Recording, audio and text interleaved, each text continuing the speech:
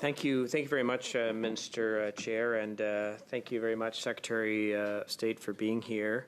In your mandate letter, it says, and we will bring together labor, businesses, and civil society to build a Canada worthy of our children and our grandchildren. In the last 14 months, your government has used Section 107 8 times to order workers back to work and take away their right to strike. How do you suggest that that is bringing business and labor together? Thank you very much, Mr. Chair. Thank you to my honourable colleague for that question. Mr. Chair, the best deals are always the ones that are made at the table.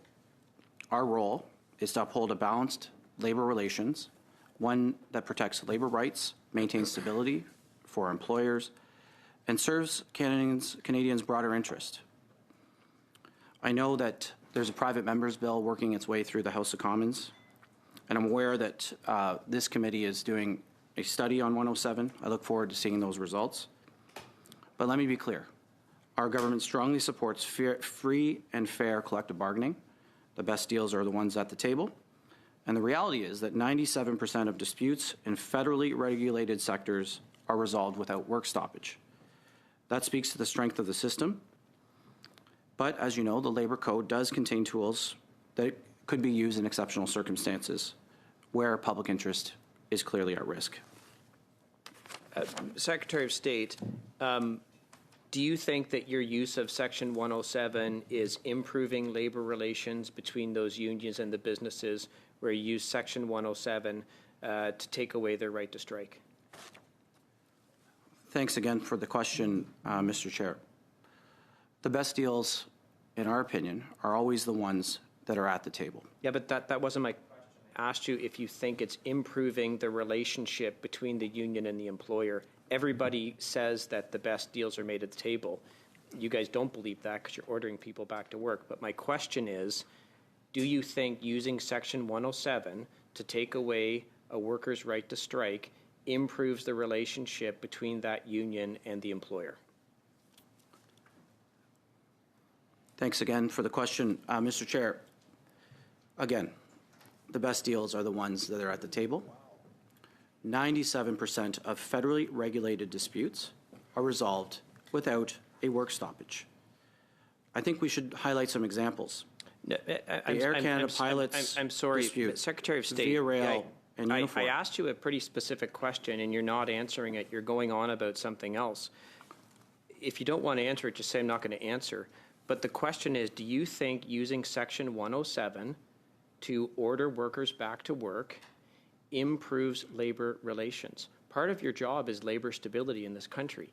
Do you think using Section 107 to order workers back to work improves labor stability and or damages the relationship between employer and union?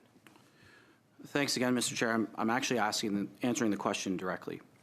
These labor situations are dealt with on a case-by-case basis, and 97% of labor disputes are resolved without any intervention from the federal government using our world-class mediation service. And we have a number of examples. Air Canada pilots and their union, Via Rail and Unifor, DHL Express and Unifor, the Vancouver Terminal Elevators Association, and grain workers. We don't need a list of things that were resolved. I was asking you whether you think they actually improve or worsen labor relations. And since you mentioned the Air Canada pilots, I actually have a letter from the Air Canada Pilots Association to Minister Hajdu, where they say, it is regrettable that the government intervention to end labour disputes in the federal sector has now become commonplace. As a result, employers like Air Canada now expect the government to intervene and are no longer interested in bargaining in good faith. This has led to a sharp deterioration of labour relations. Now, since you wouldn't answer my question on whether you think it deteriorates labour relations, will you agree or disagree with what the Airline Pilots Association is saying about what you've done? Thanks again to my honourable friend for that question. Mr. Chair, with respect to the Air Canada labour dispute, in fact, Air Canada and its flight attendants did come to a resolution and agreed ultimately to a deal. But listen, no work should go unpaid. Our flight attendants provide valuable services. I know many flight attendants, we all fly in this committee often, they provide a valuable service. But Secretary of State, you used Section 107 to order flight attendants back to work with a contract you knew was not paying them for work before the flight took off. So how can you sit here with a straight face and say no one should work unpaid? You used Section 107 to order flight attendants back to work under the existing collective agreement, which included them not being paid for pre-flight activities. How can you say that that shouldn't happen? You made it happen. Mr. Chair, I'm going to finish my answer that I was cut off, and I'm not going to speak over the microphone. So I don't want that to be seen as. So I'm going to ask you to make sure I have the opportunity to answer my question. So look, Secretary, Mr. Secretary, very brief. We're now over to 6 minutes. Okay. Well, I will pick this up in the next round, I'm sure. Thank you. Thank you, Mr. Seebeck. Your time is gone. Thank you, Mr. Chair. Thank you, Mr. Chair, and thank you, Mr. Secretary of State, for coming here today. One of the Prime Minister's priorities in the spring on his mandate letter was, I'll quote, building one Canadian economy by removing barriers to interprovincial trade and identifying and expediting nation-building projects that will connect and transform our country. In June, the government passed Bill C-5, the Free Trade and Labour Mobility in Canada Act, and Building Canada Act. One of the keys to labour mobility and building Canada is the harmonization of construction safety standards. As the sitting vice president of IBW Local 2085 in Manitoba, I have many friends that take jobs in other provinces like Ontario. And it's difficult because the safety courses aren't recognized interprovincially. So, for example, working at heights or aerial work platform certificates are regional. And I mean, it's crazy because all the equipment is the same. Harnesses are the same, lifts are the same. And that's just one example. So my question is, what has been done so far to harmonize construction safety certifications interprovincially? I'd like to thank that member for that intervention. I think that's a very good question. Look, labor mobility is essential to building our economy, especially as we deliver housing and major projects. And I would just say on a personal note, your previous union is contributing a lot to Canada and to the economy. So thank you for the work you do, and thank you for serving here today. Labor mobility is critical to our economic growth. Skilled workers still face barriers. We're moving between provinces, as you note. I spoke at the Committee for Internal Trade yesterday as we presented our plan, working with labour ministers across the country. I may turn just to a moment for Deputy Hassan to speak about a bit more about the technicalities around safety, the harmonization of the safety regulations. It's certainly something that I believe in, and I would welcome your work together to move those forward, because I think it's critical to building a Canadian economy and one that will, be better for workers. So, Deputy. Thank you. There is a committee, a federal, provincial, territorial committee that looks at the issue of occupational health and safety, and we are seized with the importance of making sure we focus on harmonization of those rules. We've had a meeting in October, and we have impressed on that committee the need for those rules to be prioritized so as to hopefully come to agreement with the provinces and territories on that issue. I like to say, it's his time. I'd like to say that gravity is the same whether you're in PEI or whether you're in British Columbia, right? And there should be no reason why a worker in Prince Edward Island cannot work efficiently. But this is something that we're seized of and that the committee seized on and will continue to work on it as effectively and fast as we can. Do you have a timeline, like when? If I may. Yeah, please. Thanks. This is an area where we're working with our provincial and territorial counterparts. The federal government has a set of rules, and each province has their own set of rules. To come to harmonization, it's not definitely something familiar we with that. impose. Yes, exactly. Yeah. We don't impose the rules. We need to work with the other jurisdictions in order to come to a consensus view around each of those important rules that are there to protect workers. Okay, thank you. No. Advocacy. Your advocacy on this is helpful. We've been working with the building trades from all across Canada to push this agenda forward, and your advocacy is welcomed on the matter. Another major barrier is harmonized apprenticeship training. For those who aren't familiar, the interprovincial exam for Red Seal trades is standardized across Canada. However, the apprenticeship training structure is not. Some provinces have 4 levels of training for a particular trade, and some can have up to 8 for that same trade. 8 levels for the between provinces in order to get to their Red Seal. Has this government done anything to harmonize apprenticeship training between the provinces? Let me answer. Yeah, let me answer it first.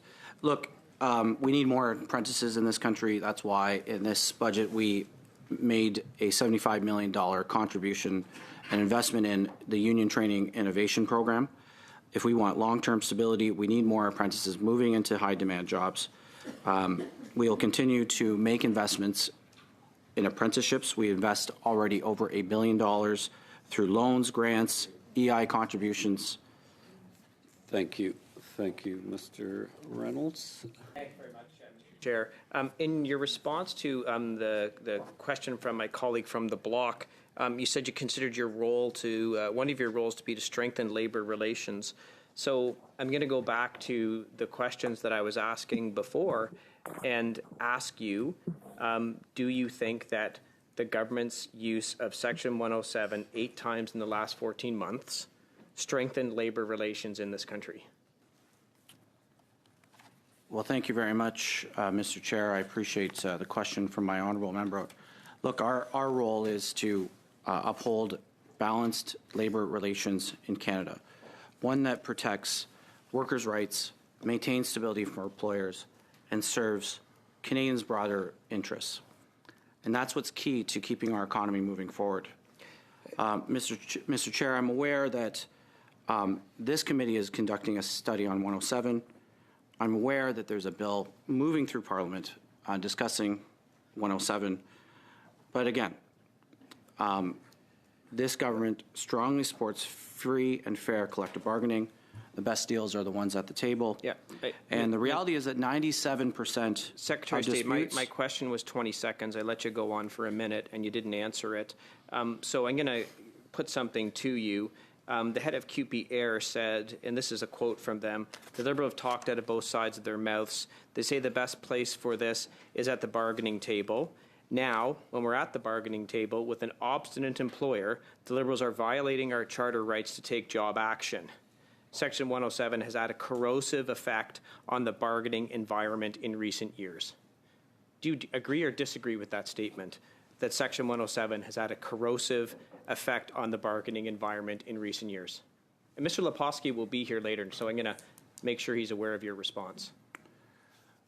Well, thank you, Mr. Chair, for that question. Look, no work should go unpaid, and that is why Minister Hajdu ordered a probe into the very specific issues around the Air Canada dispute with airline attendants. With all due respect, and I'm not Minister, going to prejudge the study. That wasn't my question. My question wasn't about a study into unpaid work. My question was whether you agree with the statement that your use of Section 107 has had a corrosive effect on the bargaining environment. If you don't want to answer it, you could say, I'm not going to answer that. But reading prepared notes that are unrelated to the question doesn't actually help anyone.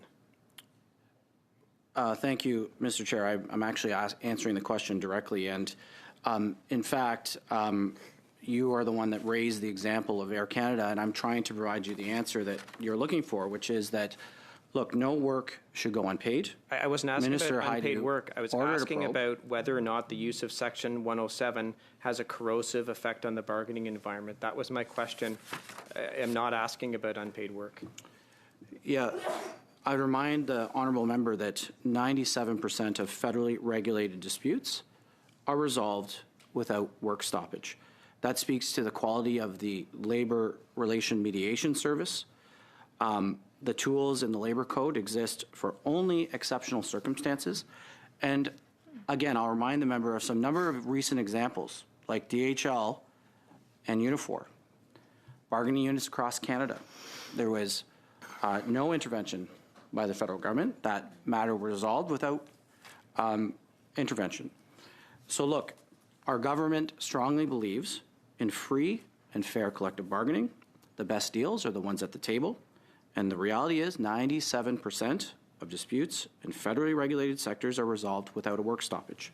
Okay, Minister, that's got nothing to do with the question that I asked. But if you do want to talk about how people shouldn't work without pay, were you or were you not aware that flight attendants in this country prior to the strike on April 16th, 2025, spent a significant amount of time working without pay? Were you aware of that or not? They had a huge, massive PR campaign on it, so you had to have been aware. Thank you, Mr. Chair, for that question. I appreciate the honourable member's interest in this matter. Look, as I've said, no work should go unpaid. With respect to the flight attendants but you and the dispute with Air Canada, back to work under the existing collective agreement where they weren't being paid. So, like, how can you make that statement? Just a moment. Appel au règlement, c'est pas facile pour l'interprétation parce qu'ils parlent en même temps.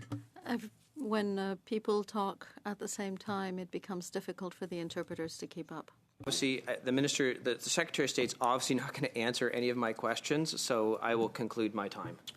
Mr. Chair, I have been very direct in answering the honourable member's questions. Not a chance. Give me a break. Mr. Seebeck and Mr. Secretary. Thank you, Mr. Chair. Recently, we saw the Stellantis use foreign labour for the construction of the Nexstar battery plant in Windsor, shutting out Canadian tradespeople, and Stellantis recently hinted that they are planning to move Canadian jobs in the auto sector down to the United States. This Liberal government gave them billions of dollars of taxpayer money and Canadian market access, and what we got in return was jobs for other countries. What is this government doing to protect Canadian tradespeople and make sure that this doesn't happen again? Thank you very much for the question to my honourable member. Look, the Stellantis situation is unacceptable. I know the Minister of Industry has written them and has commenced legal proceedings against Stellantis. So let me be clear. I've been traveling the country. I've met with forestry workers. I've met with workers in the auto industry. My message has been clear and direct to them. We will be there for them and their families. And that is why in the budget we provided $570 million to provide training support. This is my time. What are we doing to protect Canadian jobs? Well, thank you very much. I was just about to answer the question before you cut me off. Look, Budget 2025 provides the largest infrastructure investment in Canadian history. This is a budget you guys voted against. This investment will be building roads, bridges, How many? hospitals, How many? How many projects jobs? in the national interest. So, Mr. Chair, this is how we're going to build Canada up. And so that will create thousands of jobs in the skilled trades. So I guess I asked my honourable friend the question. Is my honourable friend for the Darlington nuclear project that will create 18,000 jobs in construction and Thank 37,000 you, jobs annually. Thank you, Mr. Reynolds. Thank you, Mr. Secretary.